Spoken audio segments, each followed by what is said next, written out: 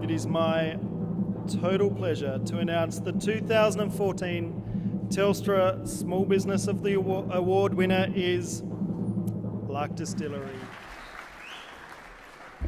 Blimey. A little bit like Nick, I'm very pleased to be here tonight and very much overwhelmed to receive this award on behalf of our family of the Lark Distillery. For the state awards, like Nick, we were absent as well. We'd a long time ago organised a family holiday, a long overdue family holiday overseas. But we managed to buy some big fireworks in Thailand. You can get the monsters. And we managed to entertain the resort in Khao Lak to celebrate the award. So it's wonderful to be here tonight. It's quite amazing. Our story is one of really at a time when the last thing in the world we wanted to do was start another business. My wife Lynn and myself and our daughter Christy were involved in building and running a pub in a ski field. At the same time, I had a very busy land surveying practice, and Lynn's dad introduced us to malt whisky. And at a fishing trip one time in the Highlands, organised to sit and enjoy a trout drinking a bottle of malt whisky, and we'd probably had enough of that to say something silly like, "I wonder why somebody isn't making whisky in Tasmania. We seem to have everything we needed down there, but no one was doing it." A silly little thing you say, and then I repeated it to a few people, and I got swept up in a wave of enthusiasm to see if we could do it. Of course, along the way, I spoke to people about this idea. They said, "Bill, you wouldn't be able to do that. You need millions of dollars." And I said, "Well, I don't have any money for this, but we're going to have a go." Along the way, of course, there's many obstacles in deciding to start a distillery. One of them is you've got to know how to make whisky. I knew how to drink it, had absolutely no idea how to make it.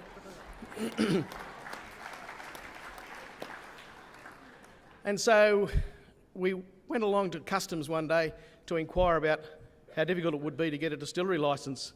We walked in and all the customs officers were sitting around looking rather bored, and I tapped the bell on the front desk and they said, "Yes, how can we help you?" And I said, "I think I'd like to make whisky. What's involved?" Everybody jumped up off their seat. They offered to make me a cup of tea. And we sat around and we talked about starting a distillery. We started reading the Distillation Act of 1901, and we were going pretty well until we came up against a clause that said we had to have some enormous size still. And it looked impossible. It looked like it wasn't going to happen. And one of the things I want to do tonight is to recognise and acknowledge the help we've had along the way. After walking away from customs thinking it wasn't going to happen, I was walking past our local federal member's office, Duncan Kerr.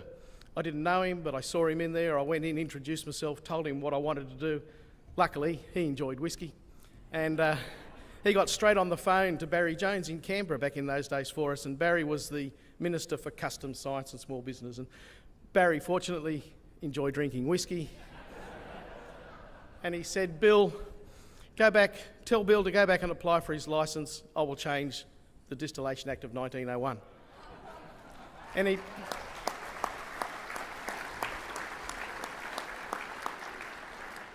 he did that in very short time, and in 1992, my wife Lynn and I found ourselves with the first distillery licence in Tasmania in over 153 years. And we still had no idea what to do. We had no idea how to make whisky.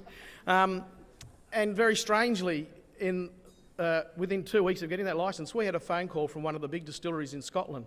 And I was always concerned that they would think, "You stupid colonials, what are you doing trying to make whisky?" But the reality was at 10 o'clock at night, we had this phone call from one of the big distilleries saying, "We've heard you've got a licence to make whisky, Bill. Here's our private number. Please, anything you want to know, anytime, day or night, give us a call. We'll help you make good whisky." And from that night and from then on, knowing that there were people out there willing to help us, one of the things that we've been very proud to do is help other people join the industry. We were the first. There are now 9 distilleries in Tasmania. There are some 40 across Australia. And we're proud to say that we've had a hand in encouraging, if not helping, those distilleries. And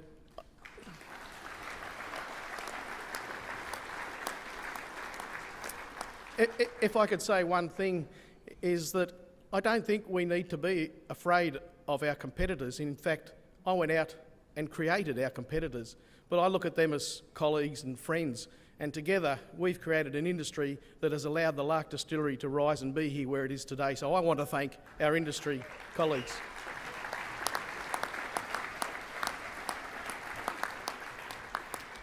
But I very much need to thank, it's all very well to have an idea to want to make whiskey. I've had the wonderful support of my wife Lynn, who's worked not behind me but with me all the way. Our daughter Christy used to have to walk out of a bedroom and squeeze around a 500 litre still, and has been with us for a long time. Christy was at one stage the youngest and only female distiller in the world. She was our general manager.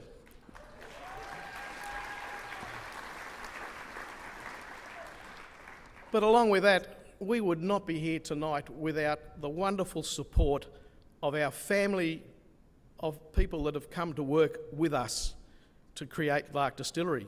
We just had the silly idea.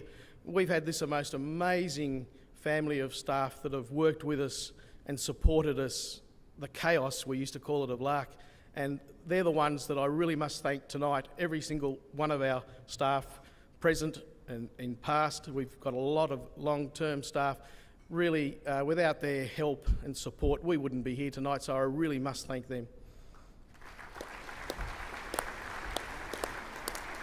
And finally, I'd just like to thank Telstra for putting on such an amazing award opportunity here. And one of the things that I've really enjoyed in this last couple of days, and I wished I'd been there in Hobart for the State Awards, but I've met some fantastic people here. And all my life in business, and I've never considered myself a business person, but I've been inspired by people and the things they do in business. And I've met many, many people here in the last couple of days, and thank you all very much.